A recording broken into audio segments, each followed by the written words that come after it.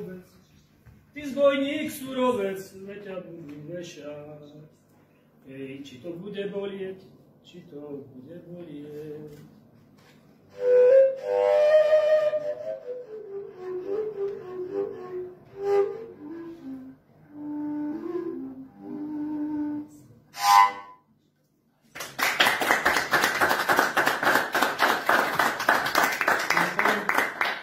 Že som bol na fujarky, to bolo teraz cez víkend a bol som aj na mieste, kde sa narodil pán Kubinec, ten by bol mal 135 rokov a ten pán hral na fujare tak zvláštne, že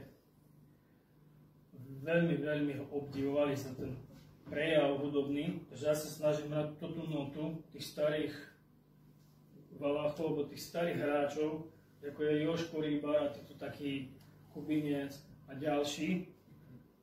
Tam vidíte, že tá nota sa úplne líši od súčasného sveta, aj ten prejav, aj hudobný celkovo, aj tá fujara je prispôsobená tak, aby vám to dokázalo zahrať.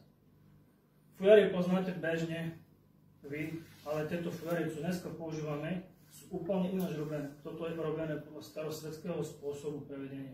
Replika rok 1900. Takže ináč to proste nezahrať, keď nemáte tú správnu fujaru. Oni dneska hrote tie fujary, aby boli také ostré a tak, ale oni sa väčšinou pri tých fujarách modlili. Že sa vyplakávali a tak, hej, že na tej samote, na tom salaši a na tej odľahlej pastve, kde boli. A takýmto prejavom vlastne rozímali aj nad vesmírom. No. Tiež vedeli všelijaké veci, lebo to je vlastne tiež matematika. A bez tej matematiky by vám to nehralo. Vibrácie.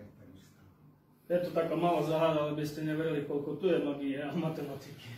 A týchto vecí, čo tu bolo spomenuté. Až ma to... No je to jasné. Ma to prekvapovalo, že rozprávame úplne rozlišné, ale potom toto isté. Takže je to zaujímavé, že to tak je.